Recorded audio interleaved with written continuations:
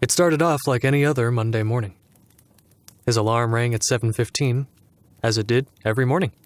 He awoke in the middle of the second ring and slammed his hand on the snooze button. Groaning, he rubbed his eyes and lay quietly for a moment, searching for the motivation to roll out of bed. Given that it was Monday morning, motivation was hard to find, but at last he switched off the alarm and swung his legs over the side of the bed. He felt his back creak as he stumbled into the bathroom to relieve himself, switching on the light as he passed. When he was finished with his morning routine, including brushing his teeth, flossing, and shaving, he took stock of his reflection in the mirror above the sink. He leaned in and noticed the crow's feet and the slightly receding hairline. He saw the bags under his eyes and that his laugh lines had deepened slightly since the last time he looked. He wiped the last bit of shaving cream from his chin, noting how it was starting to sag. He was checking for gray in his sideburns when his reflection winked at him. Leonard jumped back in shock, losing his footing and tripping over the bathroom scale. After landing spread-eagled on the floor, narrowly missing cracking his head on the toilet, he got to his knees, crept back up to the mirror, and stared closely at it, feeling slightly silly. His reflection stared back. It looked the same way it always had, but something was clearly not right. He suddenly had the odd feeling that something else was looking at him through his reflection's eyes. He almost thought that there seemed to be a glimmer of alien intelligence behind them. He leant farther in, almost touching the mirror, as he inspected his eyes ever more closely. They stared back at him, as they had for the past 30 years. He backed up. His reflection did as well, as reflections are wont to do. Still feeling surreal, he raised his left hand. His reflection raised its hand. He dropped his hand, and his double did so as well. Thinking that he must have been imagining things, Leonard turned to leave, and just as he did, his reflection smiled. Fast enough to give himself whiplash, he whipped his head around and stared at himself. This time, his reflection in the mirror continued to smile, though Leonard himself was definitely not smiling. Just to be sure, he slowly raised his hand and felt his face. The double's hand went to its face as well, but he could see that the face it was feeling did not mirror his own. His reflection sported a half smile, watching him, while his own physical face was almost embarrassingly slack-jawed in amazement. Taking his hand from his face, he stood up straight and faced the mirror, thinking furiously and taking stock of himself. Was he drunk? Dreaming? He pinched himself, noting that his reflection did too. It hurt. He didn't seem to be dreaming. Drunk then? He ran over the past evening in his head. He had eaten dinner, watched a late movie on Showtime, and gone to bed. No alcohol. He felt fine with no headache and wasn't dizzy. All in all, he seemed to be in excellent mental shape. Still, he was obviously hallucinating. He had read tales of people on different hallucinogenic drugs seeing all sorts of things. Although he had never tried LSD, he had heard of bad acid trips. His college roommate had once thought there were worms crawling underneath his skin and had succeeded in using a pocket knife to extract several of the veins in his hand before his buddies had stopped him. With that disquieting memory in mind, he returned his attention to the mirror, vague thoughts of possible late-onset schizophrenia running through his head. His reflection looked back at him, its half-smile gone. He cocked his head. It cocked its head. He smiled. It smiled. He rapped his knuckles on his forehead. His double did the same. It was as if the entire thing had never happened. He could almost believe that it hadn't, were it not for the rapidly forming bruise on the backside where he'd hit the floor. Mondays are getting worse, he muttered to himself, and tore himself away from the mirror. He was going to be late for work and was willing to forget the whole episode as long as it didn't repeat itself. Nor did it for 2 days. On Wednesday, however, the hallucinations returned with a vengeance. He had stopped for a beer after work and was sitting quietly enjoying an IPA when his reflection in the glass behind the bar suddenly raised its mug, toasting him. Leonard struggled to keep his composure. He carefully placed his beer on the bar, rubbed his eyes, and looked at his reflection again. His double was still smiling that half smile with the glass of beer half raised to its lips. He looked around. Nobody else seemed to notice that his reflection was not doing what it should, namely reflecting him. When he returned his attention to the mirror, his double was back to normal, mirroring everything he did. With one exception. Leaning forward and studying his reflection, Leonard could see that his double's glass was filled with a stout rather than an IPA. Without another word, he left his tab on the bar and walked out the door, studiously avoiding looking in the mirror as he did. The next day, it happened again. He was walking by a reflective store window when his reflection nodded briefly at him. On Friday, it winked at him from the rearview mirror of the taxicab that was taking him to his dentist's appointment, and on Saturday, he got a thumbs up from his bathroom mirror as he shaved. From that point on, it was as if either a floodgate had been opened or his double was getting bolder. Most of the time, his reflection seemed perfectly normal, but at increasingly frequent times, he would pass a shiny surface. It didn't even have to be a mirror, and would catch his reflection watching him before returning to normal. Sometimes it would smile or gesture at him, and other times it would just look at him with an unreadable expression until it passed out of view. The happenings became more frequent, and as they did, he began to notice a change in his double's facial expressions. At first, Leonard had sensed a friendly, almost curious feeling from the other, but the amiable feeling gradually seemed to pass, replaced by a more contemptuous, almost sinister air. As he was waiting in line to buy a video game expansion pack, he swore he caught a sneer on the other's face from the glass countertop under the register. He stared, shocked, and his double slowly returned its face to mirror his own. He didn't mention these episodes, as he came to refer them, to anybody. He was well aware of the possibility that he was losing his mind, but he preferred that the decision be deferred for as long as possible. Instead, he found himself avoiding shiny objects, and he began to brush his teeth and get ready for each morning without turning on the lights in the bathroom. He also began to forego shaving, telling himself that he might look better with a beard anyhow. By the time 2 weeks had passed, his double was no longer attempting to hide its apparent dislike for him. It seemed that every time he caught a glimpse of his reflection, it was scowling at him, or simply looking at him so intently that he felt extremely uncomfortable. He tried staring back once and found himself in a staring contest with himself. This realization made him falter, and he glanced away, very much aware that he had lost. His double continued to glare at him until he left the room. 3 weeks after the original event was a rainy Saturday, and Leonard decided to pick up a 12-pack of cheap beer and rent the last 6 episodes of Firefly on Blu-ray, determined to forget about his mirror issues for a while. After a drinking and viewing marathon, he finished the last episode and the last beer at about 1 in the morning and stumbled off to bed, convinced that he would sleep well, dreaming of Summer Glau finally able to forget about the man in the mirror. He was wrong. The nightmares began almost before he was asleep. His reflection had visited his dreams before, but not like this. He dreamed it stalked him. It followed him everywhere, scowling at him every time he turned around. When he confronted it, it reverted back to a normal reflection, and he found himself yelling at a mirror. Twice he awoke, screaming at the mirror in his dreams, and it took him a long time to get back to sleep again. He was almost relieved when the sunlight peeking from behind his blinds awoke him the next morning. Exhausted, he crawled out of bed and staggered into the bathroom, his eyes still closed. Wincing a little in trepidation of what he might see, he opened his eyes and looked over the sink. His reflection was gone. As he listened to the rush of his heartbeat in his ears, he rubbed his eyes with the heels of his hands and looked at the mirror again.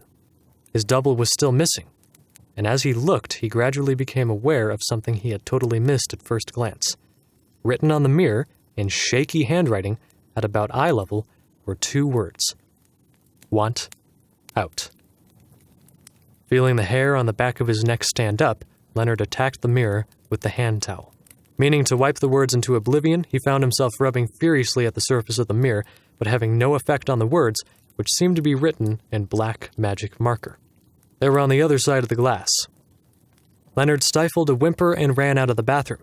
He kept running until he reached the front door, and then paused, remembering that he was still in his pajamas.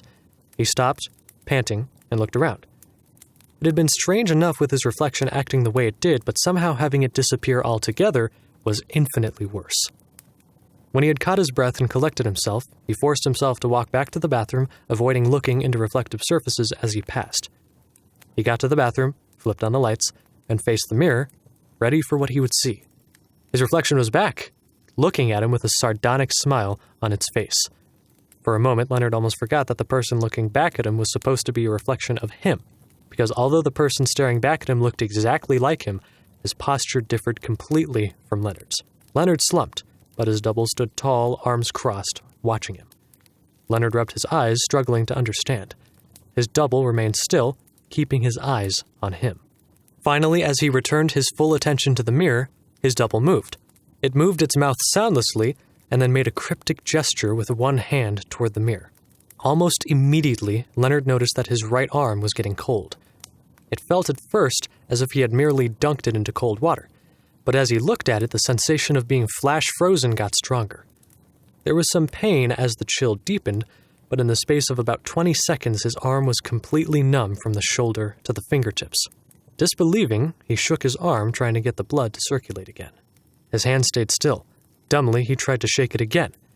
It very much felt as if it was moving, but nothing happened. As he continued to try to shake it, he looked up and was horrified to see that his reflection's arm was shaking. He froze. His reflection's arm froze. The arm attached to his body remained as completely still as it had been. Slowly, tentatively, he raised his arm and touched his face. Once again, the arm attached to his body stayed still. The arm in the reflection moved and touched the face in the mirror. Although his arm was numb, enough sensation remained in his fingers to allow him to feel the face his reflected arm was touching. He moved the hand over the face, exploring. The face certainly felt like his own. The week-old beard was there, as was the chickenpox scar on his forehead and the broken nose that had never healed properly. When he moved the hand over his reflected face, his double stuck its tongue out, licking the hand. A small scream escaped his lips as he jerked the hand away from the face. Although the numbness extended to his hand, the sensation of being licked was very distinct and very real. He was disgustedly wiping the hand on his reflected pajamas when, without warning, the numbness subsided in his arm. There was a sort of subliminal click, and he found himself back in control of his physical arm. He shook it frantically, feeling the bones and muscles back under his control. A small part of him noticed that his reflection's arm was not shaking, even as he frantically shook his own. He looked at his double, who stared back at him, and smiled. It was not at all a nice smile. Leonard tore himself away from the bathroom mirror.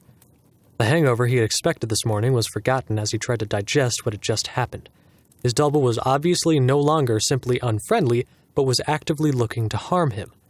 It had started some sort of transfer somehow, and though that transfer had stopped, it didn't feel finished. Although he was still unsure about his own sanity, the event he had just experienced had certainly felt real enough. After some thought, he decided the best thing to do would be to get out of the house for a while. A hike would help clear his head, and at the same time would get him away from any mirrors or their newly sinister occupant. Without looking back at the bathroom mirror, he ran into the bedroom, threw on some clothes, stuffed a backpack with supplies, and left the house. He stayed out all day, taking the bus out of the city and to the nearest state park, where he disembarked on a trailhead and hiked until he was ready to drop. Only when the sun was nearing the horizon did he make his way back to the road and board a bus to take him back home. It was dusk when he finally arrived back home. He let himself in and stood for a while inside the doorway, feeling the atmosphere in the house. It was stuffy and getting dark, but everything seemed to be normal. Not sure what to expect, he threw his pack on the floor and walked to the kitchen, passing the mirror in the foyer. His reflection was looking at him as he walked by. Leonard stopped to look, and as soon as he did so, his double mouthed some soundless words again and made the same odd gestures with his hand. Again, there was no delay. Right away, Leonard felt his right arm start to go numb. This time, however, it wasn't alone. His left arm started to tingle as well, and he could feel the coldness progressing quickly down both arms. Panicking, he jumped backwards, falling out of the mirror's field of view. The numbness in both arms began to subside almost immediately. He lay there, catching his breath, feeling sensations come flooding back to his limbs. Removing himself from the mirror's field of vision had apparently stopped whatever process his double had started. He got to his feet and peeked into the mirror. Again, his reflection was waiting for him, and instantly both of his arms started to go numb. Sobbing before he lost all feeling, and while he was still able to control his physical arms, he scrabbled at the edges of the mirror, breaking a fingernail before he managed to pry it away from the wall and dash it to the floor. As the glass shattered, the feeling came back to both arms, and he staggered backwards, trying to avoid the flying shards of glass. He tripped over the throw rug, and as he returned to catch himself, the back of his head hit the wall. He landed on his side, winded. Leonard lay on the floor, dazed, trying to recover. When he touched the back of his head, he felt a warm, damp patch, and he knew he was bleeding. Dimly, he wondered if his double had had the same accident and was also bleeding. Whether or not his double was injured, Leonard knew he had to stay away from any mirrors. Doing his best to avoid the shards of glass on the floor, he crawled towards the guest bathroom where he kept his first aid kit. By now, the house was completely dark, and it seemed to take an inordinate amount of time to reach the bathroom. Despite his care, he had cut his hand on the mirror pieces on the floor, and his left hand was covered in blood by the time he reached the bathroom. Struggling to stay out of the bathroom mirror's view, he slid along the wall and nudged the door to the medicine cabinet open. The first aid kit was on the bottom shelf, and he grabbed it with his uninjured hand. As he did so, however, he suddenly felt his arms start to go numb again. Whipping his head around, he realized that he'd forgotten about the small shaving mirror in the shower/tub enclosure. It was aimed towards the sink, and in it he saw his double full on. The double was no longer even attempting to hide its intentions and was staring intently at him as it mouthed unknown words. The feeling in his arms was already gone, and he could feel the numbness beginning in his legs as he launched himself backwards out of the mirror's field of view. Just as before, as soon as he was clear, the feeling returned to his limbs. He noticed, however, that although the onset of numbness was becoming almost immediate, it was taking longer and longer each time for feeling to return to the affected areas. Worried by this turn of events, he remained on the floor, waiting for sensation to return to his limbs. As soon as he could, he grabbed the first aid kit, which had fallen on the floor, and took out the gauze and bandages. He wrapped his hand, which was cut more deeply than he had first thought, and did the best he could to blot away the blood that now caked the back of his head. When he was bandaged as well as he could, he considered his next move. He obviously had to stay away from all of his mirrors. If he was caught again in one, it might be over. The numbness might not subside next time, and he wasn't sure what would happen when it overtook his entire body. It didn't take long to figure out what he had to do. He would have to cover or destroy every mirror in his house. If he were able to do that, his double would have no way to reach him and continue the strange transference. He didn't have a lot of mirrors in his house. Never had Leonard been so happy that he wasn't a vain person.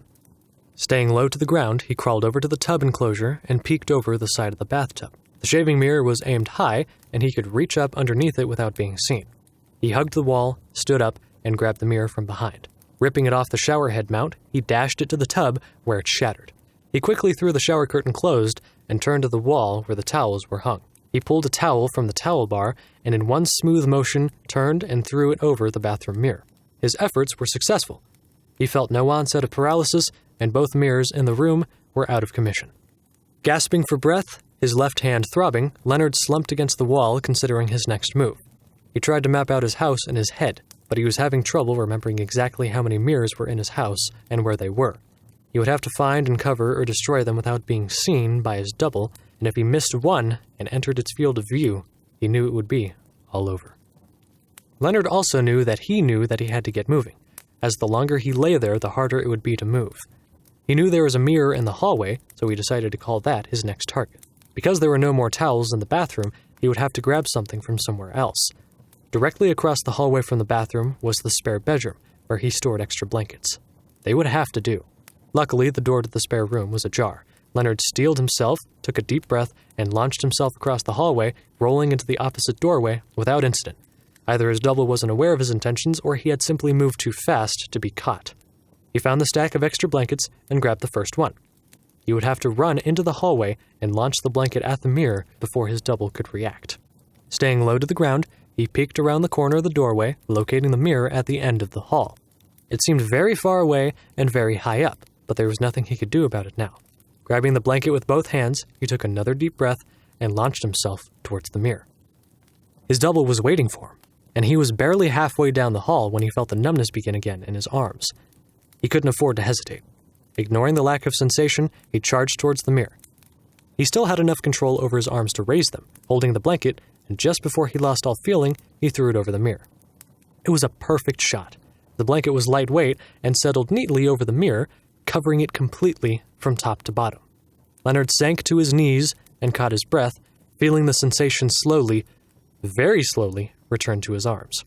If his reflection hadn't been aware of his plans before, it surely was now, and was going to be waiting for him.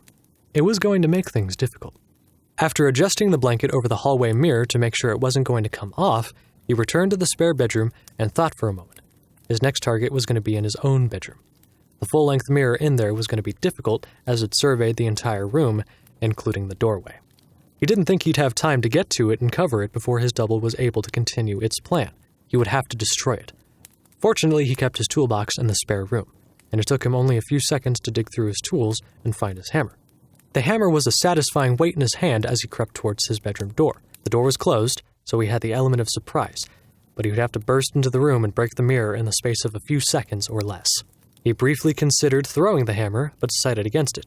If he should miss, he wouldn't get another chance. Again, he paused for a moment, hand on the doorknob. He mentally counted to 3, eased the knob to the left, and then threw the door open. As the door flew open, he burst into the room, throwing himself to the left towards the mirror. He caught a glimpse of his reflection, but had barely had time to register before the hammer in his hand made contact with the glass. There was a tremendous crack, and the pieces of the mirror fell to the floor, impotent and powerless. His bathroom was connected to his bedroom, and he didn't stop to think. Letting the momentum of his attack carry him through, he ran into the bathroom and attacked the mirror above the sink. The mirror that started it all. The mirror that he had been gazing into when all the strange episodes began. His reflection was already there, waiting for him, but once again it didn't have a chance to react. No sooner had Leonard glimpsed his double than he was swinging his hammer full force at the mirror. The middle pane that he had hit exploded immediately, but it was a 3-paned mirror, and the panes on either side were still undamaged. Moving as fast as he could, Leonard swung at the left-hand pane and broke it, swinging the hammer around in an arc to make sure there were no mirror fragments still in the frame. As he turned toward the right-hand frame, he felt the now familiar numbness taking over his right hand, and he knew that his double was attacking from the last mirror in the room. Before he lost the feeling in his hand, he tossed the hammer to his left hand. He had forgotten that his hand was bandaged, and he fumbled the catch. The hammer dropped into the sink, and he heard a cry escape from his lips. The numbness was already spreading to his left hand, and he knew he only had moments to act. Without thinking, he threw himself against the mirror, striking it with the full weight of his right shoulder. A crack shot up the middle of the mirror, and then both halves dropped from the frame. The glass fell into the sink and broke into thousands of pieces, and the attack was over. Leonard slumped to the floor again, spent. As he waited for sensations to return to his arms, he considered his progress. As far as he knew, there was only one mirror left in the house, a small vanity mirror in the kitchen. It had been a housewarming gift from his mother. It was mounted in a blue wooden frame, and above the mirror were the words, "Bless this house," in a faux handwritten script. He knew he was going to have to destroy it, and he knew he would have to do it now before shock and pain rendered him incapable of continuing. He forced himself to stand and carefully retrieved the hammer from the sink, buried under broken mirror shards. Some of the pieces were facing him, but there were no sign of his double. Leonard assumed that it was probably in the kitchen already, waiting for him. He hefted the hammer, again feeling a sense of security at its weight, and limped off toward the kitchen. Peeking around the corner at his mother's mirror, he took stock of his condition. He was injured and in pain, but he knew he only had the last mirror to destroy. It was all the way across the room, but he had no choice. It was closer to this entrance than to the door that led to the dining room. He planned his steps as he surveyed the kitchen. It should only take him 4 steps to reach the mirror, and then he could either smash it or rip it off the wall. He took a deep breath to collect himself, and then counted to 3 again. Screaming like a berserker, he threw himself into the kitchen, running as fast as he could toward the mirror. The far wall seemed like it was a mile away, and he swore it seemed like it was receding as he raised the hammer. Suddenly, he was there, and without thinking, he swung the hammer with all of his might at the mirror. There was a satisfying crash, and mirror shards flew in all directions.